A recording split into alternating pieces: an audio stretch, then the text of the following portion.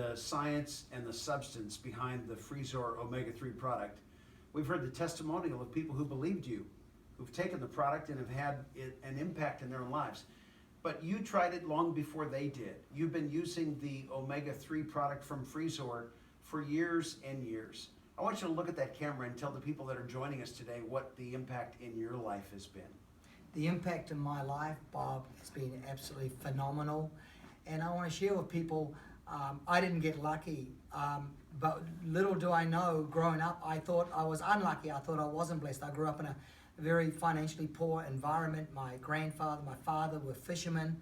It was a hard life. And as I saw other children with parents that had more financial wealth, you know, we grew up on wild caught fish and wild animals, and we used to be hunter-gatherers. So I thought I was kind of hard done by. I didn't realize it till a lot later in life, where I realized I was blessed because I wasn't contaminated by all the toxins and the pollutants and the packaged food and the processed foods. I grew up on what we're supposed to consume. And I didn't know it at the time, but and I do now, is that enabled me, that empowered me, where I had incredible health. I never stopped to figure out why I never got sick growing up in my early years, my teenage years. In my 20s, I just didn't get sick. The odd cold would come on, that's normal, but I never had any serious medical issues or diseases or anything that impaired me.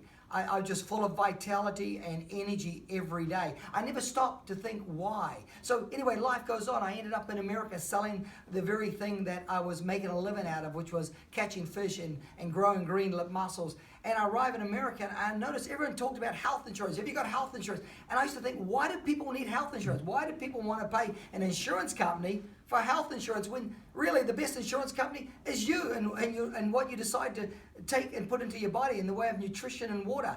I just didn't understand it, because why do you need health insurance when you don't get sick?